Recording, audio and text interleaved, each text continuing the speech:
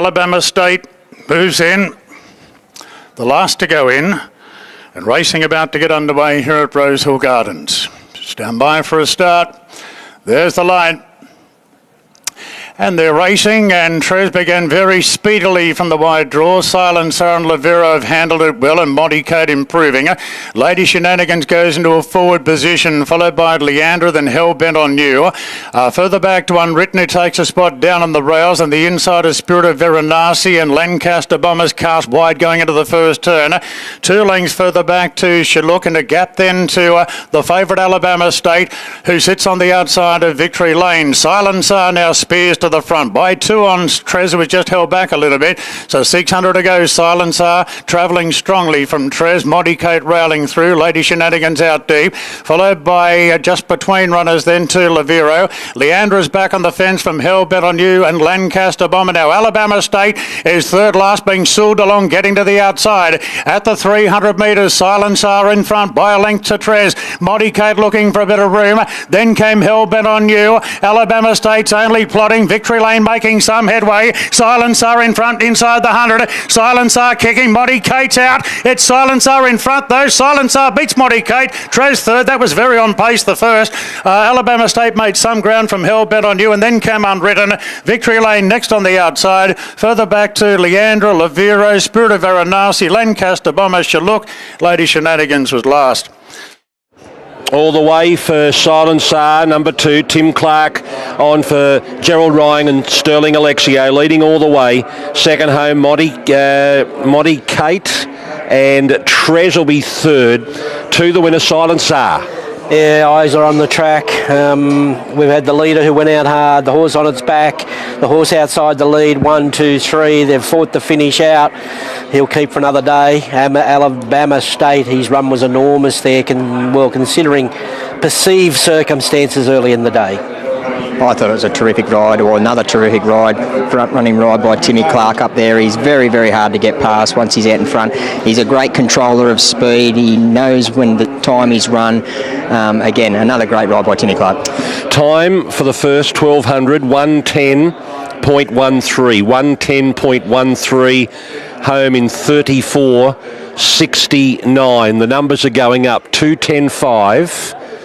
210.5, and they've separated the fourth, number 15 Alabama State, in front of Hell-Bent on You. We're underway. Rosehill, Silencer for Ryan Alexio. Tim Clark win the first.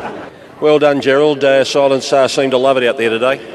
He did. He loves being fresh. After he had his last start, we sent him up to Colnura and left him there for 2.5 weeks and working on the treadmill, and he's been back about 3 weeks, and he just loves being fresh, loves being firm ground, and he's only a little horse, he's won the Magic Millions Made, he's won a bit of stake money and all that, but it's good to see him win the Saturday race, even though it was at Midway. Will you try and replicate that going into his next start? Or? Yeah, we'll just keep him fresh. He's good fresh, but he probably drops 5 lengths after he's had one run, so we'll just keep him nice and fresh. Well done. Thanks, mate. Congratulations, Timmy. Nice enough win. Yeah, look, he was looked really well placed back to this sort of grade. He's a horse that, he's a better horse when he can find the top and find the rail. And he was able to do that today, nice and fresh, which he generally performs really well when he's nice and fresh. And it's a good, strong win. It looked like he's on the canvas there about the 200, but he picked up again. Yeah, he keeps finding enough when he can feel them coming to him.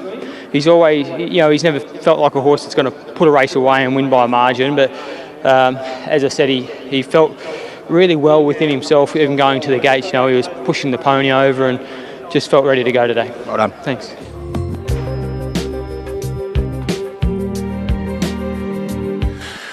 Okay, away goes the bunny in. The green light is on, and we're ready now for race 2 at Rosehill. Stand by for a start. They're off and racing, and Kahawati was one of the first into stride, but there's plenty driving forward. Spirits burn deep right there. Into Varsity going forward, and Swift Charm is well out wide. Wiggles is right there, buried down on the fence from a girl's best friend in the early part, and they're followed further back then by Okakiata down on the rails. Wider out is Salute again from Prophet's Daughter. A gap to Ever I Do. Away goes the bunny, and just like Liam settles down at the rear of the field, they certainly sort their order out now as they race inside the 900, and the favourite grab the front into Varsity. Zach Waddick taking Bad Luck out of the equation, and into Varsity leads the way from Swift Charm. Spirits Burn Deep leaders back early, and they're followed further back then by coming off the bridle at this point. Just dropping off there were Oki Kiata further back, and then came going around them Salute again with Kahawati, and Wiggles back on the inside is coming away from the rails as they come into the straight now, and well into the straight, and it's into Varsity showing the way. Into Varsity from Medina starting to drop out now. Spirits Burn Deep is trying to push off the fence, pushing out from Spirit Charm, and down the outside as away goes the Bunny. Away goes the Bunny, charges down the middle of the track. A Girl's Best Friend rattling home at a second, then came Wiggles. Away goes the Bunny, takes out the highway a half length. A Girl's Best Friend second, Wiggles third, followed by Okakiata, then came Ever I Do. Into Varsity, went forward but weakened out today. Then came Spirits Burn Deep from Swift Charm, then Prophet's Daughter, Just Like Liam. Back in the field there in the club colours was Gold Tracker there in the club colours, weakening out. Then Salute again. And Medina was one of the last to finish, along with Kahawati. Away goes the Bunny. I wonder how many times Graham McNeice said that out of the broadcast box at Harold Park, or words to that effect. Maybe it's fitting a horse of that name wins on this day, Graham being such a prolific greyhound caller, where he learnt the trade under the great Frank Kennedy. Away goes the Bunny, and A Girl's Best Friend run the Quinella. Wow, they bet $26 this on Wednesday, so the riding was in the wall when it was into about $9 this morning. Good sort in the yard, big strong horse. They got a bit out of that, I think. Confidence building wins second up, went on with a third up, and would you believe, right down the outside, 1-2 here. So they went out hard, just come with a big finish and was too good. The Girl's Best Friend was good back in distance, and Wiggles just got held up for a stride and ran well, but all honours, that was quite dominant.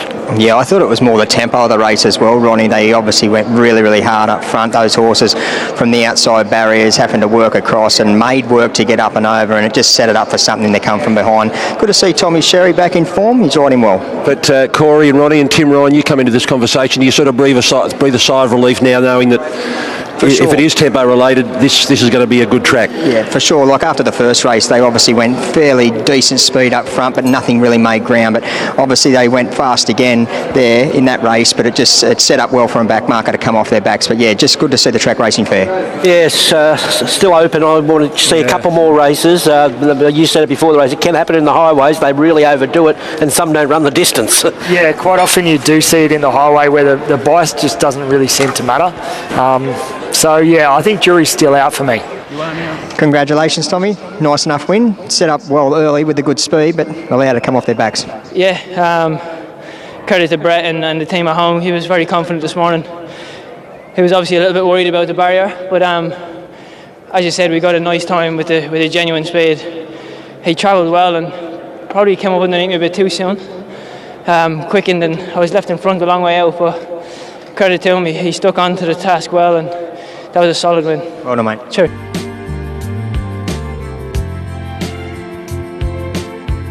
Here's Darren for the third of the day. And under can strike today. We're just about right now. They're off and racing. Roma Avenue jumped to a right. Say United really being revved up out of the gates by Molly Burke, and Forecaster with a very light weight showed far superior acceleration, and the grey Forecaster is going to lead for fun going to the first turn. 2.5 lengths clear from Roma Avenue, and Say United parks the outside. Oh, hello, Roma Avenue's at it again here. He's mucking up like he did at Randwick last Saturday, right behind the leader. The favourite goes to fourth, Unusual Legacy. Parking on the outside of Raff Attack, 1.5 lengths to I'm a Dirty Rascal. Then up and under at this point as they work down the back of the course. And Unusual Legacy, the favourite, is back in last position now. So it's Forecaster in front by 2.5 lengths on Say United on the outside of Roma Avenue there at the 1 1,000 metres. 2 lengths away to Caprice de Dieu. A length into Rafford Tack. 3/4 to I'm a Dirty Rascal from Up and Under. And Karen McAvoy just happy to sit back there on the heavily back favourite. Unusual Legacy is about 7 lengths off the lead. So it's Forecaster rolling by a length on So United. Roma Avenue third. Dropped his head after fooling around early in the race. Followed by Caprice de Dieu. Then Rafford Tack. I'm a Dirty Rascal Up and Under. And the favourite still last, Unusual Legacy, and about 6 off the lead. Forecaster swings in front. So United under plenty of pressure, and Roma Avenue's railing through. Raff Attack into the clear from Caprice de Dieu.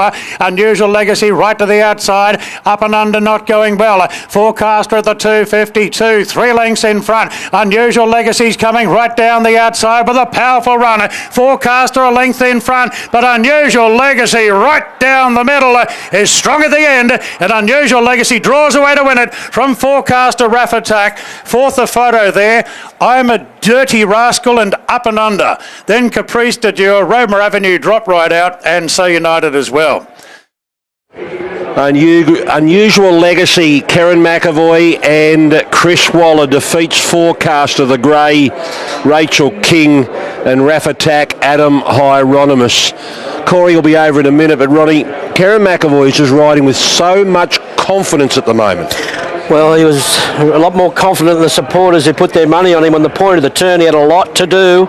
Geez, I think he's a nice horse, this fellow. Look, I know it's a long way to the Metrop. I don't know if he's even on the written his name in the book to nominate him, but I really think he's a real good little chance in a race like that with timing. He's been looked after. He just monstered them there late and did an amazing job. So Forecaster was great, Raff Attack was good, but he's a good horse. He's a very good horse, I think. I think he's a terrific horse, Ronnie, and Kieran McAvoy, he's really in the groove at the moment. He's riding really, really well.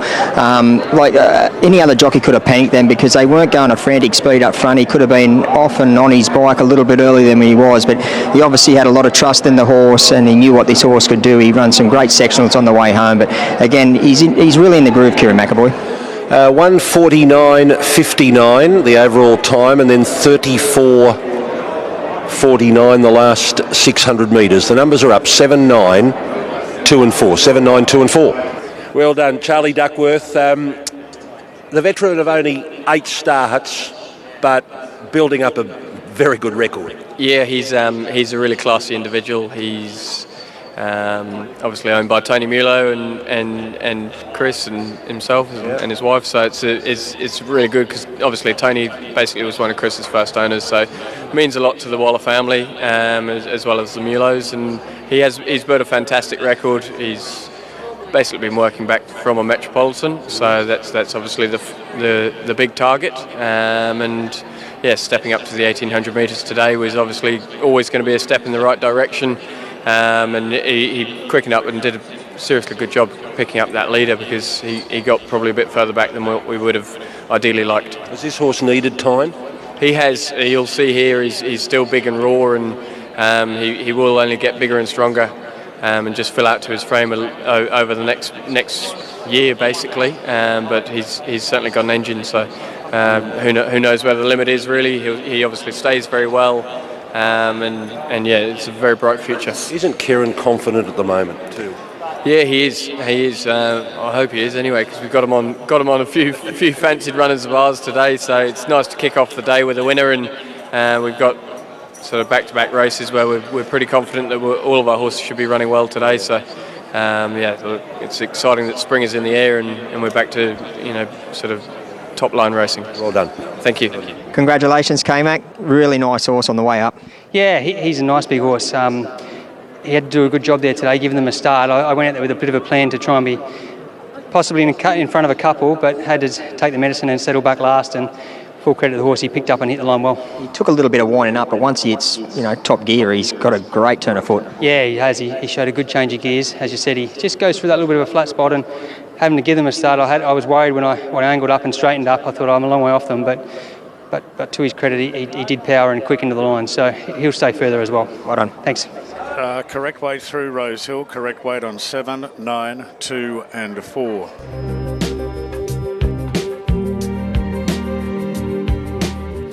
Here's Commando Drift.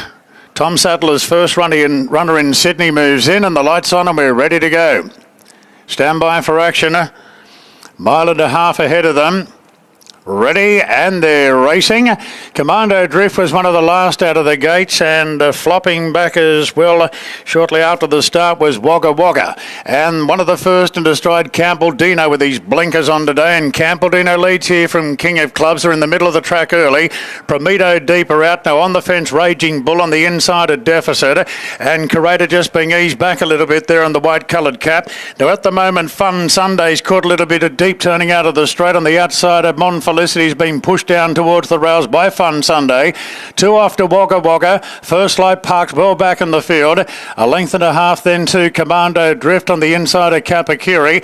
And 3 lengths away to Atlantos last of all. Pace is good. Capaldino in front, and Prometo's getting a bit keen on the outside. And Prometo tugging along, goes up to eyeball Campaldino heading to the back. Raging Bull gets an economical run on the fence on the inside of King of Clubs. About 3 lengths further back then to Deficit, who races in advance of the favourite Methuselah. A length then to Curator, a length and a half Mon Felicity and Fun Sunday. They race side by side. 2.5 away then to First Light on the outside of Wagga Wagga. A gap to Commando Drift from Kapakiri, and Outlandos last of all. There's at least 14 lengths covering the field, and they're preparing to lead the back straight, and Campaldino in front by 3/4 to Prometo.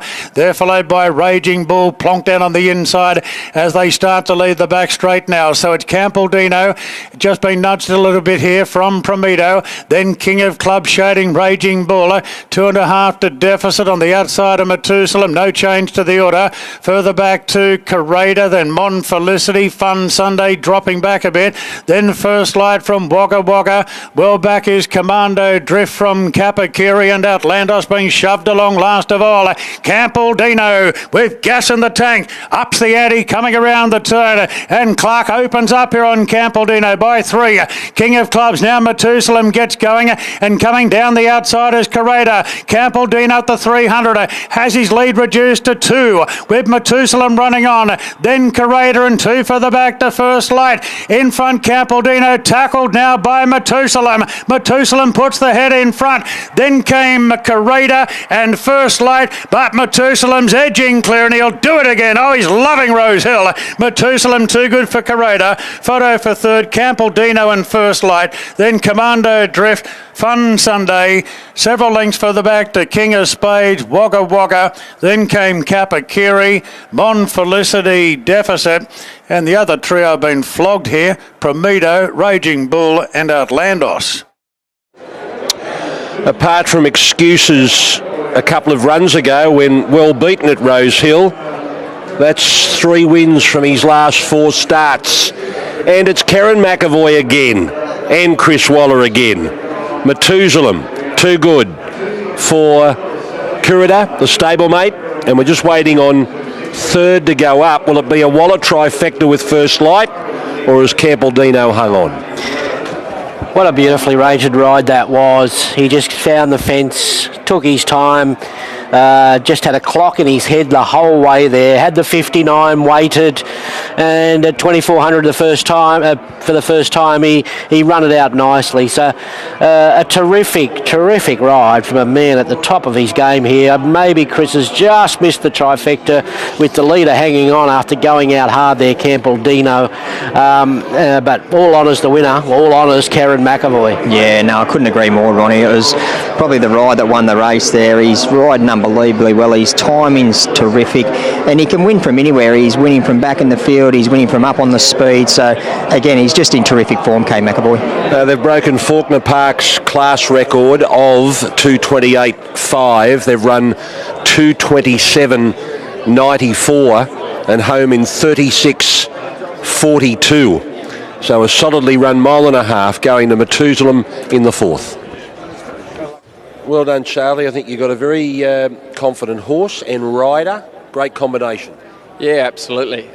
Look, I think the only query we had over the 2400 metre distance today was whether he'd settle well enough. But Kieran just put him to sleep nice and early. Got a lovely economical run, and I think he was relatively soft on him late. He sort of put the stick away and knew he had the leader covered from about the 200. So look, he's a beautiful son of the autumn sun who's going to go from strength to strength. I think we said it a couple of weeks ago that we did think he was going to be our JJ Atkins horse as a 2-year-old, and he sort of never lived up to it, but he's finally coming to fruition now, so it's very satisfying for the whole team at home. It's been a sort of 3-year work in progress, but now he's here, and look, he's obviously a talented stayer in the making.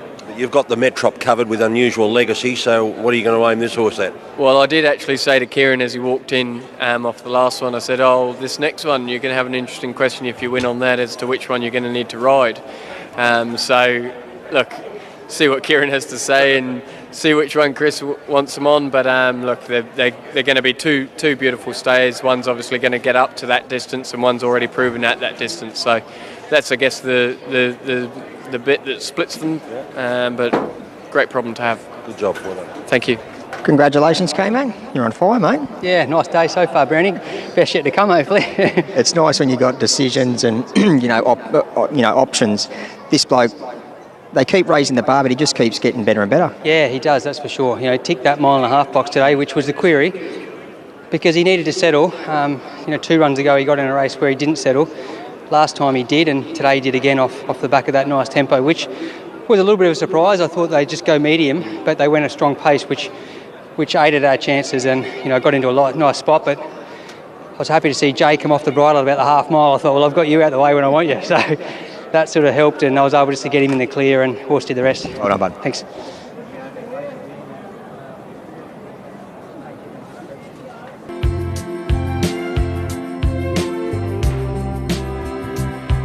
Race 5 here at Rosehill. Here's Darren.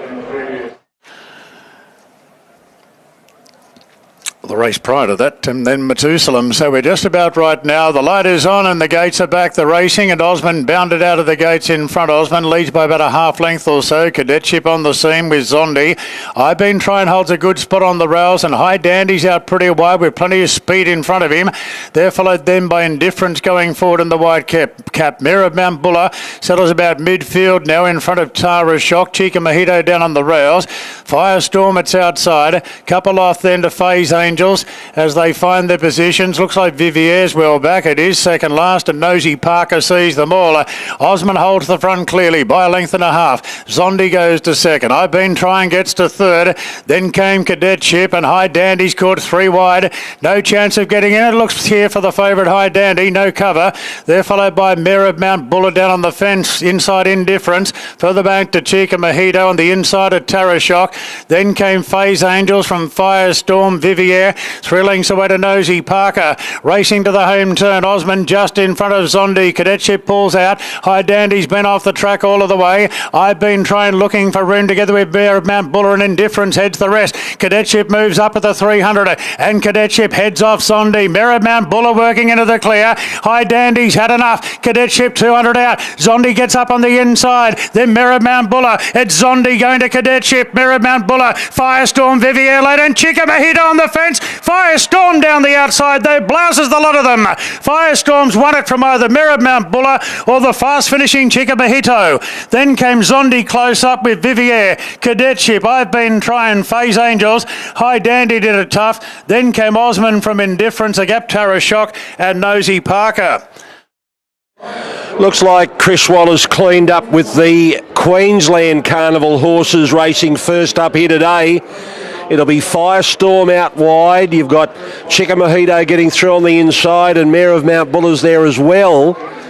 Firestorm looks like getting it. Now there's Chica Mojito going back to the inside of Zondi and Cadetship. Here's Mayor of Mount Buller in the black cap, but we haven't seen Firestorm yet in the checkered blinkers.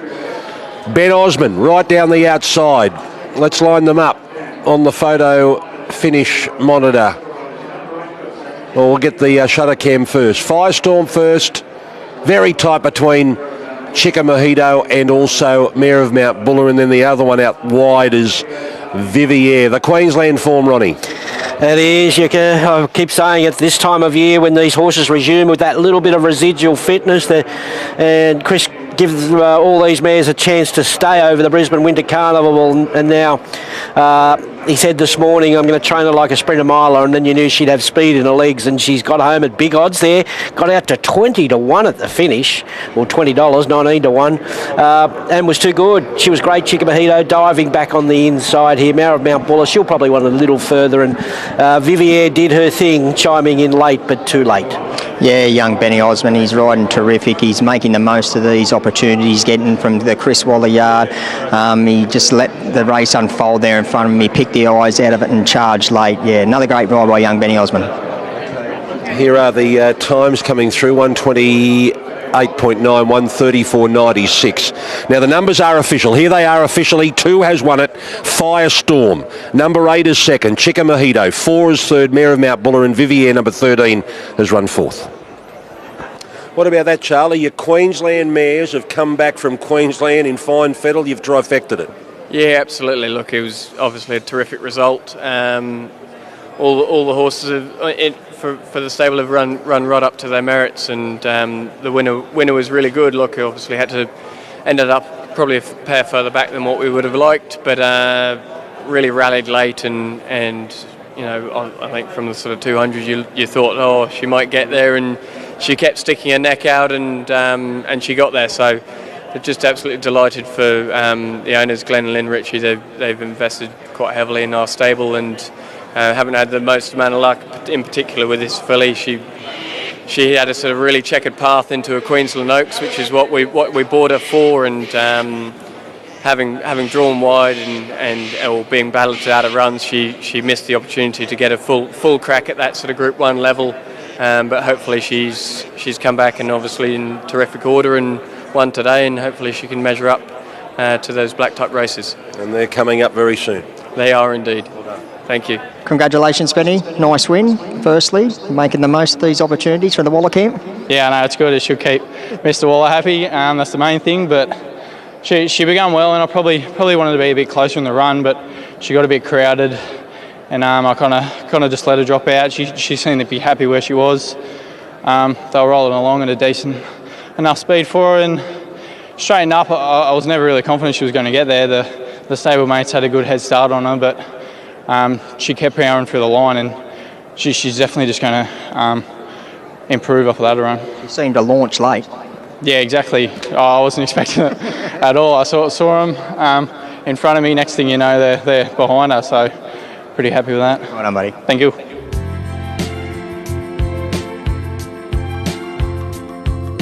Red light, stand by for action. Ready to jump. Jolly Star, the odds-on favourite. Starter about to release the field. Go, the racing down the Sheraco, and they jumped as one. Jolly Star actually jumped all right, but being taken back as Belclair accelerates. And Belclair moved up to take the early lead away from Macarena. Mumbai Muse goes to third. Sunshine in Paris into fourth, and now Jolly Star easing back 2 lengths, followed by Royal Merchant, and Tis Invincible's last off the back of a good speed. Boy, this New Zealand mare can go fast in the lead. Belclair, first run in Sydney for Bjorn Baker, and Belclair leads by 4 lengths to Macarena. 2 lengths to Mumbai Muse, and 3 to Sunshine in Paris. Jolly Star will be about 10 lengths off the lead, third last from Royal Merchant, and Tis Invincible sees them all. So Rachel King has allowed Belclair to scamper along here in the Sheraco. Turns the corner, 6 in front of Macarena, 2 lengths to Mumbai Muse. Now Sunshine in Paris and Jolly Star at Chandon. They're still about 6 off the lead. Belclair showing the whip. 200 to go. Belclair 2 in front. Mumbai Muse closing in. So Sunshine in Paris. Jolly Star's gone 1 pace. Mumbai Muse hits the lead, but Sunshine in Paris moved up and went bang and claims back-to-back Sheracos. Sunshine in Paris edged out Mumbai Muse, and Jolly Star third, Macarena fourth, then Royal Merchant, Tis Invincible, and Belclair certainly made it exciting, but understandably got very tired. They ran it at a frantic pace. They've clocked 1.9 neat. And Sunshine in Paris has booked her seat at the Everest. She'll be there. John Camilleri, her owner, paid big money for her. He then went on to pay big money for the slot he purchased from Aquis. And he now has to wait until October 19 to get his glamour mare, a dual Sheraco winner, into the Everest. She's going to firm up now. She's beaten the equal favourite, Jolie Star. Mumbai Muse will be second. Jolie Star will be third. 2-6-3 the numbers. Yeah, what a return. Look at the way she gets down low, and she's a real trier, and I think there's more to come improvement-wise as far as in her health and in her coat and things like that. So the timing is absolutely perfect.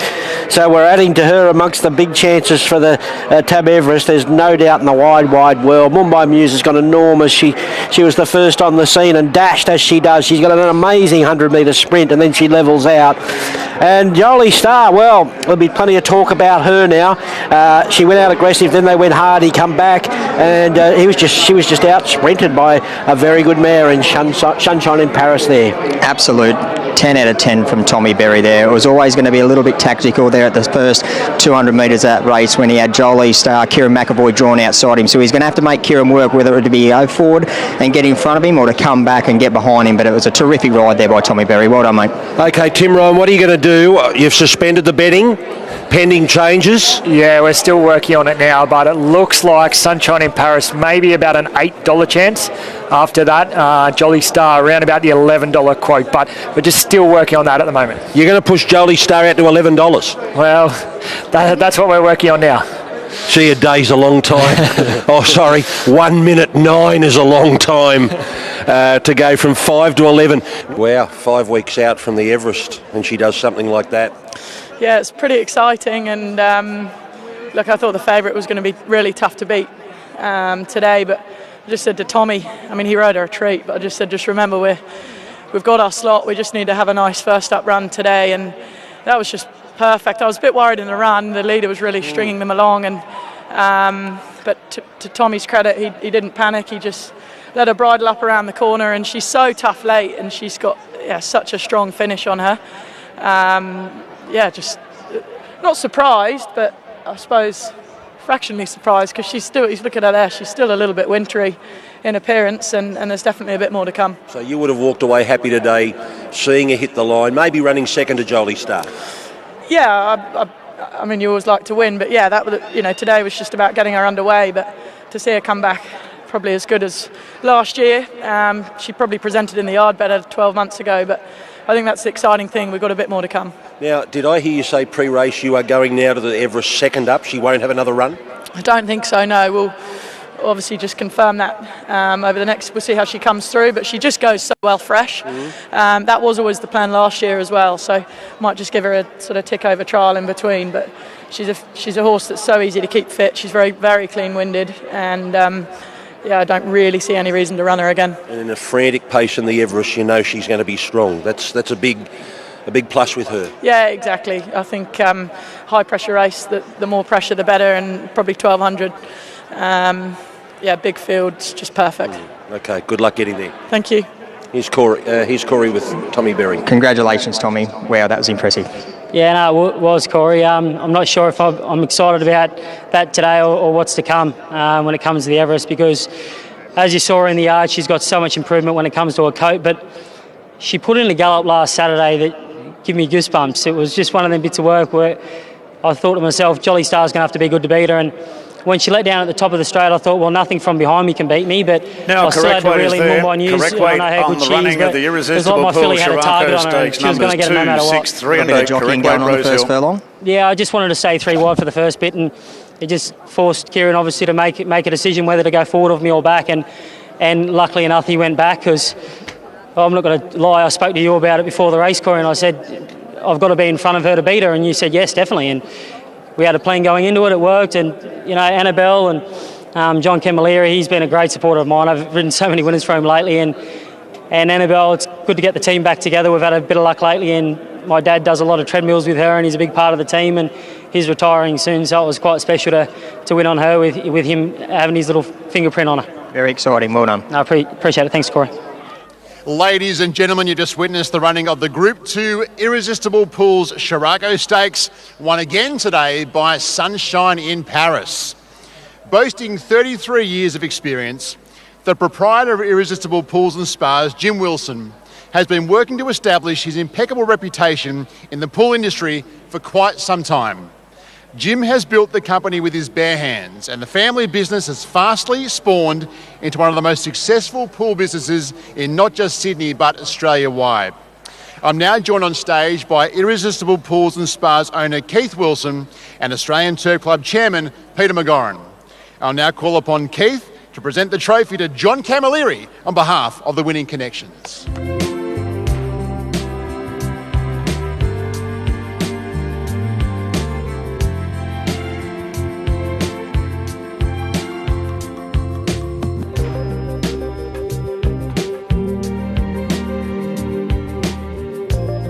I'll now call upon Peter to present the trophy to winning trainer Annabelle Neesham.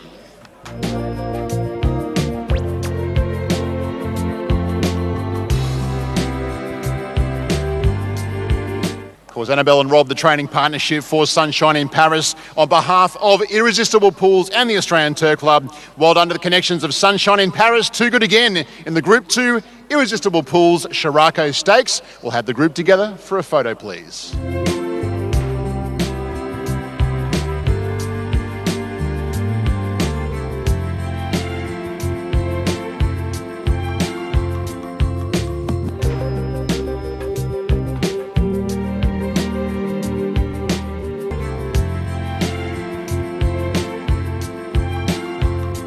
Which will lead us to the James Squire Run to the Roses Race 8. Here's Darren. Ready to jump. Racing. Imperial Force left okay. Media World is right there together with Mayfair. Lady Shenandoah jumped well. She settles third. Snack Bar going around the field from Imperial Force there. Just Party. And Monty VB is now camping right behind the leading division. Down midfield there is Iron Hawk as they find their positions. Iron Hawk going in front of Clear Proof. They're followed further back then by Last Command from China Sea. And Ragdoll is last and about fifth last in the run in the yellow is Henline. So Mayfair now takes control of the race. Mayfair by a length and Snack Bar got to second. Media World third, followed by Monty VB.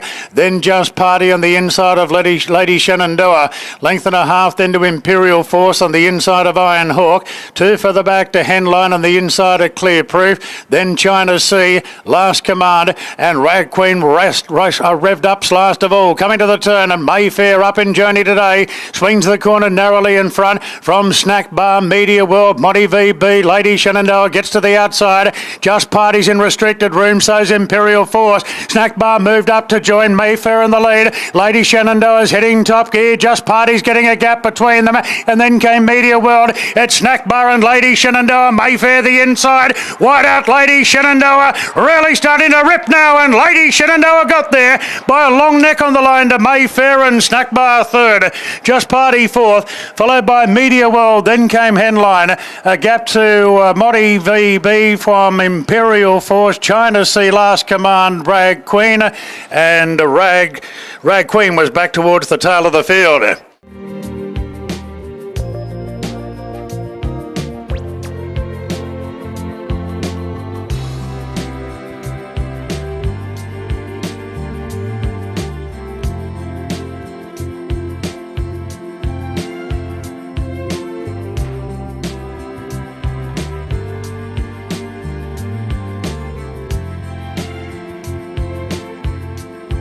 What a talented filly, Charlie. You've obviously got the benchmark 3-year-old filly in your stable, so how does this girl measure up?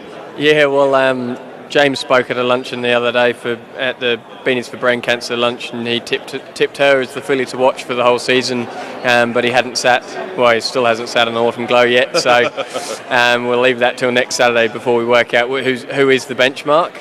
But look, she's supremely talented. She's probably marginally underperformed for what we expected in a 2 runs last preparation, just purely down to racing on a soft 6 and a heavy 8 track. So back on top of the surface today, and yeah, she's a real talent. We just said to Jay, look, forget about the first half of the race, because 1400 metres first up was obviously going to be a bit of a question mark, but she began so well. Sort of Jay just had to land in the position that he landed in, and yeah, he was trying to be as soft as he can within the rules of racing, I think. But look, she had to obviously dig deep in terms of her fitness levels late, but there's plenty more to come. So Autumn Glow goes to the T-Rose next week. Where does this girl go?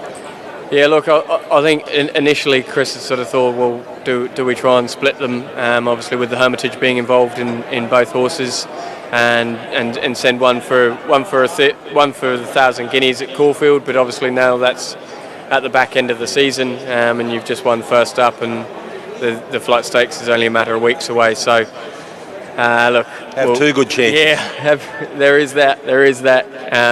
We had two good chances in Zugotcha and Madame Pomeroy. They both ran in the flight, and we ended up taking out both. So I wouldn't rule out them running against each other, and what a clash it would be. Yeah, well done today. Thank you. Good on you. Congratulations, Jay.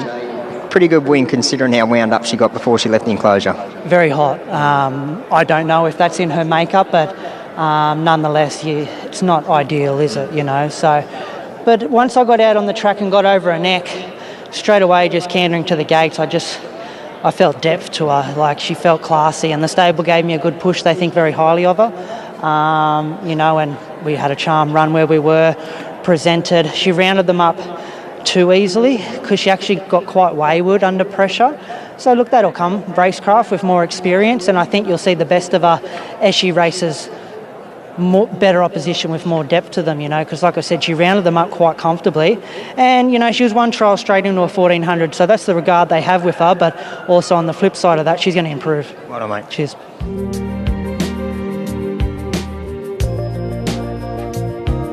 Great race here. These are stars, these 3-year-olds in front of us, and they're about to race over 1200 in the Run to the Rose. Racing now. Emirates was last out. Stormboy was second last out of the gates, and a no jump sharp. Switzerland right there into second, and now Stormboy's whizzing forward on the outside. A bustling Fearless there on the rails. Two further back toward, and with plenty of space in front and behind. 2 lengths clear from Tropicus. Then came Emirate, and Linebacker sees them all. Stormboy, he was second last out of the gates. Hieronymus let him run, and he rolls to the front by 2 on the other Coolmore horse, Switzerland. A note handed up in third, and bustling fourth, went out one back, then Fearless, length and a half to Traffic Warden, followed by Emirate, Tropicus, and 2 lengths away to Linebacker. So Stormboy's done his fair share of work in the lead, out by a length and a half to Switzerland. A note being revved up, bustling moves up on the outside. Traffic Warden goes with him, and further back to Fearless, looking for the gap. Stormboy at the 300 leads the way narrowly from the stable. Made a note closing in. Now Traffic Warden's heading top gear on the outside. A note and Stormboy. Traffic Warden's closing in. It's a note just in front from Traffic Warden. Traffic Warden lunges and got up. Traffic Warden won the Run to the Rose, ahead on the line to a note. Stormboy third. Linebacker charging home, followed by Emirate. Then came Tropicus from Fearless, Switzerland, and Bustling dropped right out of the end.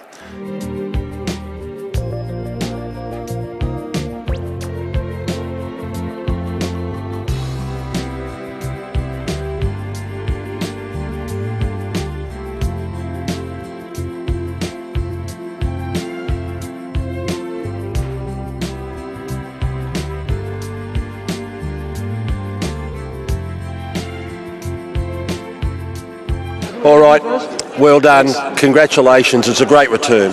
It is, yeah. He's just a really exciting colt, and absolutely I was convinced that we hadn't seen the best of him last prep.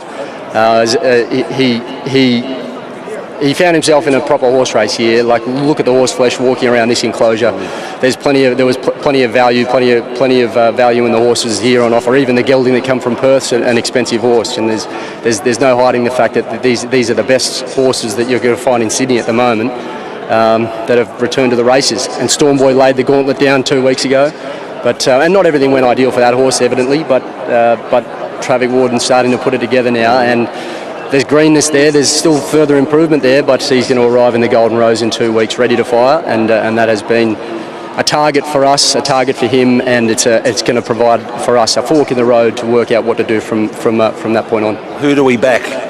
Broadsiding or Traffic Warden in a Golden Rose? Oh, you can back them both if you like. But look, we've been going that bad. We were just about to start selling trophies, so I don't mind which one it is. And 2 great chances. And that's the thing, right? Because Broadsiding's got his Group 1s in the back of the net. Traffic Warden nearly got that AJC size. Traffic Warden's run was as good as Stormboy's run in the Golden Slipper, and I had a good feeling today we could draw level on the ledger. Went out tall and like I said, obviously not everything went ideal for Stormboy. He proved to be the benchmark 2 weeks ago. He's got the big rating. But Traffic Warden walked in here with the number 1 saddlecloth, not number 2, and he's got the blue ribbon. So that's exciting for him heading into the Golden Rose, and important for our team who. It's been we had a lean August, but the important races are coming around, and now it's time to knuckle down. One more. Is he in Everest discussions? Yeah, absolutely. I mean, there's no doubt. On Monday, I was asked, is Arf Cabin our number 1 seed? And I said, no, not when Traffic Warden's in the equation, but let's get through the Golden Rose, and that's our fork in the road. We'll be sensible, make our decision based on what's best for the operation, and times are tough, so we can't afford to make too many mistakes. Well done, James. Thank you.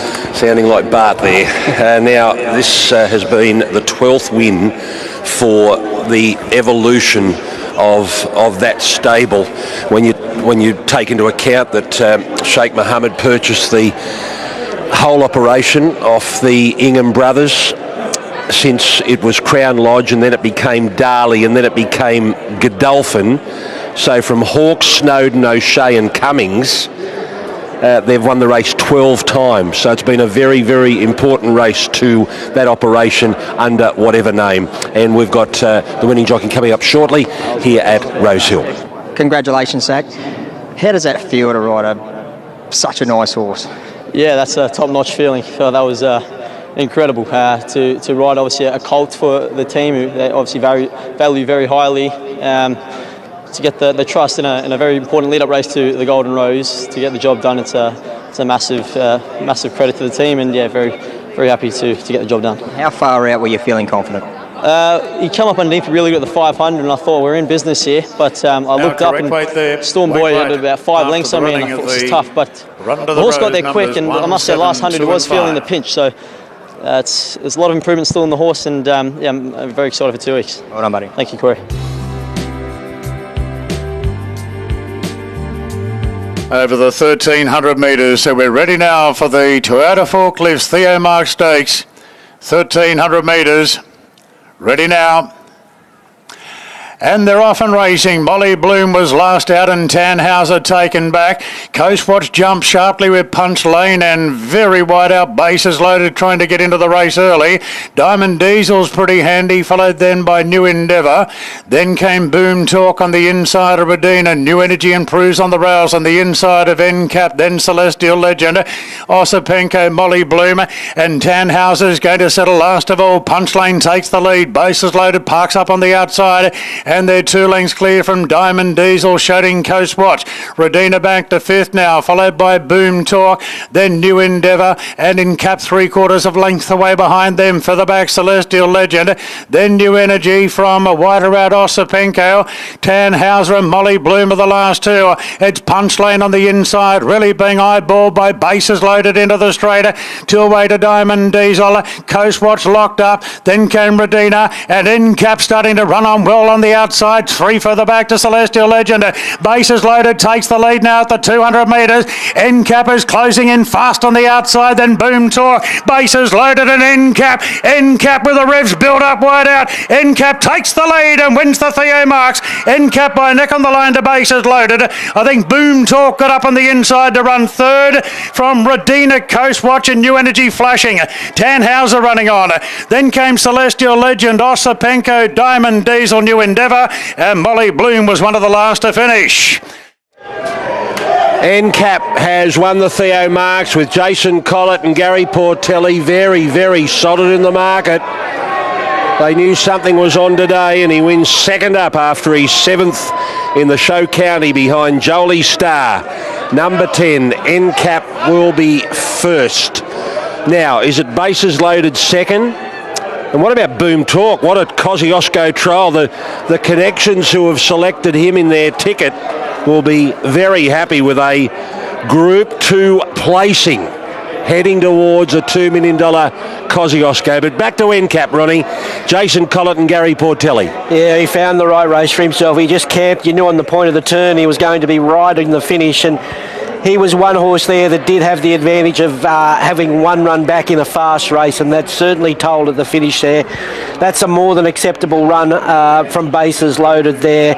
Boom Talk, he'll lose no admirers for the Kosciuszko. Radina, the Epsom winner, was great there as well, but he found his right race today. He's been so genuine and he deserved that win in cap. Yeah, I couldn't agree more, Ronnie. This horse, he's always been knocking on the door. He's always been thereabouts. He had a few little quirks and things that he had to iron out as a young horse, but he seems to have done that, and he looked like he took good benefit out of the first up run there today when he entered the enclosure. And I just love the way this bloke rides. He sits back, he snipes late and just grabs them on the line. His timing's to perfection. 1:16.67 and the last 633.79. Numbers are up 10-9, 14 and 2.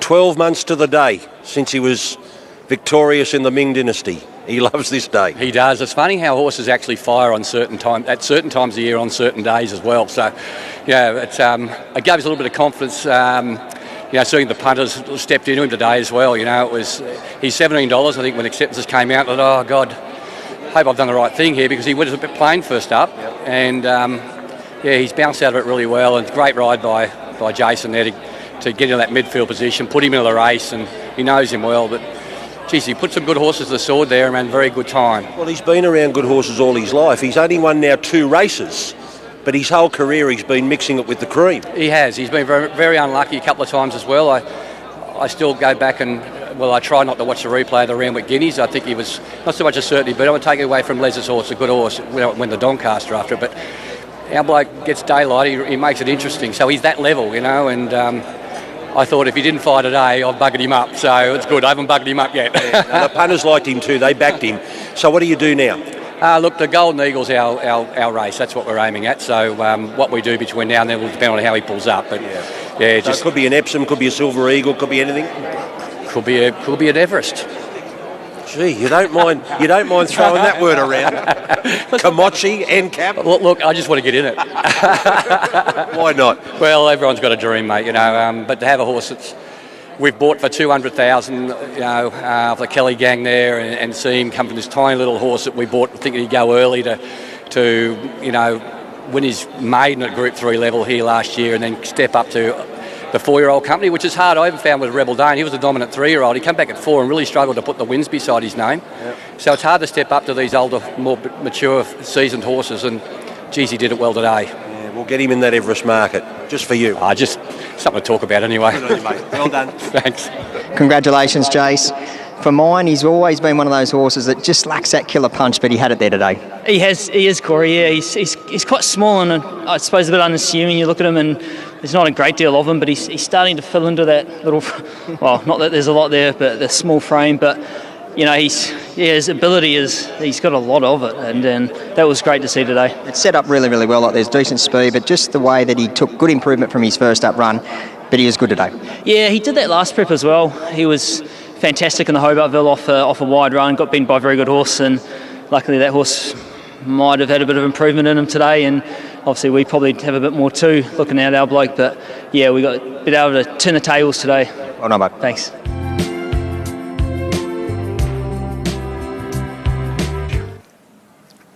So we're just about right now, and the light is on. Stand by for a break here at Rosehill. They're set. And the gates are back. They're off and racing. The Black Cloud was the first hit out of the gates, but Tri-State quickly whips up on the outside, unflinching the inside, and unflinching, ridden with the intent of leading. Draws out by a length now to the Black Cloud. Tri-State in third. Blanc de Blanc slipping up the rails. Barber between runners. Omni-Man out deep. 2 or 3 lengths further back to Foxfighter, pushing through inside Dashing Legend. Stromboli out deep. Ostraka sitting back, enjoying the tempo on the outside of Infancy. And the last 2, she's an A-lister on the outside of Aureus Angel. So unflinching shows the way from the Black Cloud. Tri-State, Blanc de Blanc stalking in fourth behind them. Then Barber pushing into the clear from Omni-Man further back. Dashing Legend.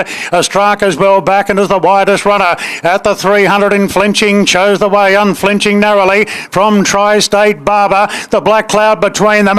Here's Ostraka coming with a big run on the outside, and in a bound Ostraka's come from second last, swamped them now, and Ostraka's goes, drawing clear to beat the favourite, Blanc de Blanc. Tri-State third, just in front of Barbara Unflinching. Then Dashing Legend, Stromboli and Foxfighter. The Black Cloud weakened out from infancy. Then came Aureus Angel, and Omni Man was last to finish. Back first up here today, and another horse first up from the Queensland Carnival.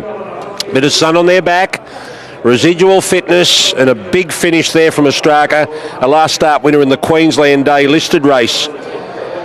Jay Collett has ended the day well. He rode handicap to win the Theo Marks, and now Ostraka to win the last. Blanc de Blanc will be second, and Tri-State will get third. Yeah, he had plenty on them, didn't he? He just cruised up halfway down the straight. You knew it was all over. He put the big bounds in off the fast speed, and he was too good for them, far too good. And I think, Annabelle thought he would be better with the head out, but he was just too good for them. Got his foot on, or got her foot on the Till Blanc de Blanc. I think she's not far off another win. Much better run from Tri-State there. And there was a couple making ground behind there, but just peeled to the outside and was all over and a bound there with Ostraka. The punter's got it right late there. Yeah, he gathered him up really, really quickly. Obviously, Jason Collett let the speed go early. Was happy to settle in the second half of the field, but super impressive, that turn of foot from the top of the straight home. Great win. Okay, the time for the 1100, well, the numbers are going up, 4:14, 15 and 3, and the race time is 63.61. Last 633.62. The winner, number 4, Ostraka, 4:14, 15 and 3. So it's been a good day for Annabelle Neesham and Rob Archibald. The day started with Sunshine in Paris, who was absolutely brilliant winning the Sheraco, her second win in that race, and now full steam ahead to the Tab Everest, where the horse is already selected for a slot with John Camilleri. Well, that's ended a wonderful day for you. That horse went out a winner in Queensland, looked to have come back better. Yeah, I think he has. He obviously ended the preparation with a win that was probably a bit unexpected, the way he won up there, but we've been pretty confident that he'd run well today, because he's just come back a more confident horse. He's improved in his work. He's probably grown 2 inches. He's just a big, strong horse now, and he looks pretty progressive, so he might end up in some nicer races. Yeah, you got one in mind? Well, there was another benchmark race, I think, in a couple of weeks, so I'd say we'd just go through the grades, but he'll end up in a nice sort of stakes race. So I think we keep him to the sprinting trips. He's fast, he's sharp, but I like the way there was plenty of speed in that race, but I like the way he just blended in, and once he got cover, he switched off. He's pretty diverse. If he jumped well, if he can draw a gate, he can sit closer as well. He doesn't have to be back where he was. So very encouraging start to the campaign. Great work. Thank you. It was Annabelle Neesham, who now trains in partnership with Rob Archibald. So we'll just wait for Jason Collett to clear up some other media commitments, and then we'll